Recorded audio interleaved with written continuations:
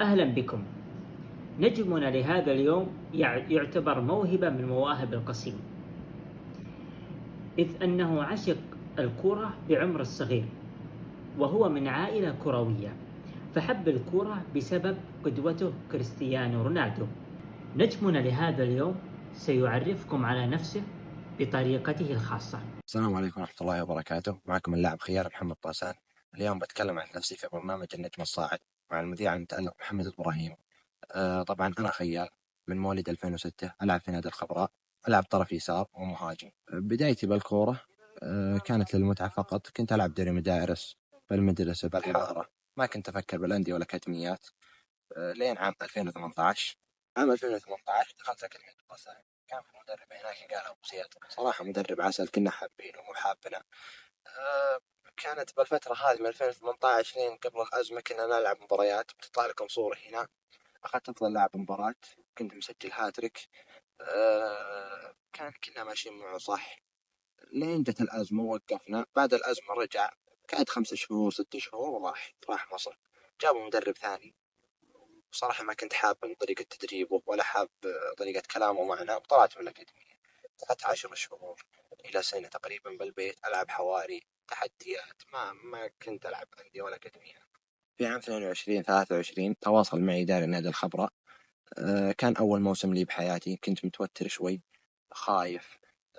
كان المدرب الله يغفر له يرحمه ملعبا ظهير يمين، خانة جديدة، ما كنت حاب الخانة. ما أذكر سويت شيء يذكر، صنعت هدف أو هدفين.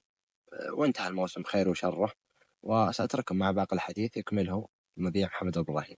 نجمنا خيال ابن الخبراء لعب في هذا الموسم ما بين المباريات الودية والرسمية، لأن نادي الخبراء يخوض مباريات مناطق. طبعا لعب قرابة 13 مباراة، سجل 11 هدف، وأيضا صنع 11 هدف.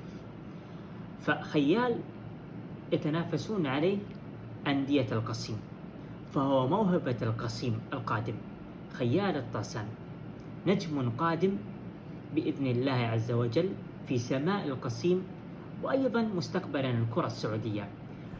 خيال الطاسان اللاعب الذي جمع بين مهارات متعددة ليصبح محل اهتمام نادي الخبرة منذ وقت مبكر، وليلعب ضمن فريقه وما زال دون أن يرتدي قميص فريق آخر.